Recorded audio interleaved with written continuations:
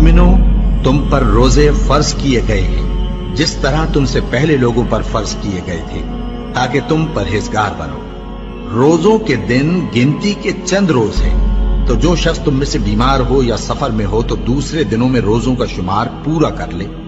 और जो लोग रोजा रखने की ताकत रखें लेकिन रखें नहीं, वो रोजे के बदले मोहताज को खाना खिला दें। और जो कोई अपनी मर्जी से ज्यादा नेकी करे तो उसके हक में ज्यादा अच्छा है।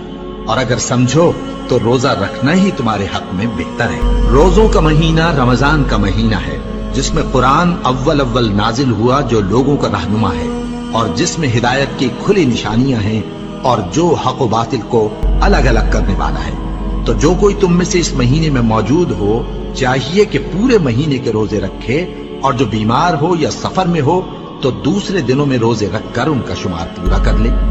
अल्लाह तुम्हारे हक में आसानी चाहता है और सख्ती नहीं चाहता। और ये आसानी का हुक्म इसलिए दिया गया है कि तुम रोजों का शुमार पूरा कर लो, और इस एहसान के बदले कि अल्लाह ने तुमको हिदायत बख्शी है, तुम उसको बुजुर्गी से याद करो और उसका शुक्र करो। और ऐ पैगंबर, जब तुमसे मेरे बंदे मेरे बारे में दरियाफ्त करें तो उन्हें मालूम हो कि मैं तो तुम्हारे पास ही हूं। जब कोई पुकारने वाला मुझे पुकारता है तो मैं उसकी दुआ कबूल करता हूं। तो उनको चाहिए कि मेरे हुक्मों को माने और मुझ पर ईमान रखें, ताकि नेक रास्ता पाएं। रोजों की रातों में तुम्हारे लिए अपनी औरतों के पास जाना जायज कर दिया गया है। वो तुम्हारी पोशाक हैं और तुम उनकी पोशाक हो। अल्लाह को मालूम है कि तुम उनके पास जाने से अपने हक में खयानत करते थे, सो उसने तुम पर मेहरबानी की और तुम्हारी हरकत से दरगुजर फरमाई। तो अब तुमको इख्तियार है कि उनसे मुबाशरत करो।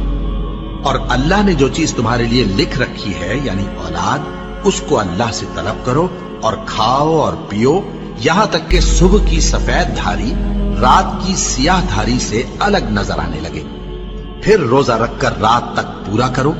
और जब तुम मस्जिदों में एतकाफ बैठते हो तो उनसे मुबाशरत न करो। ये अल्लाह की हदें हैं, इनके पास न जाना। इसी तरह अल्लाह अपनी आयतें लोगों के समझाने के लिए खोल खोल कर बयान फरमाता है, ताकि वो परहेजगार बने।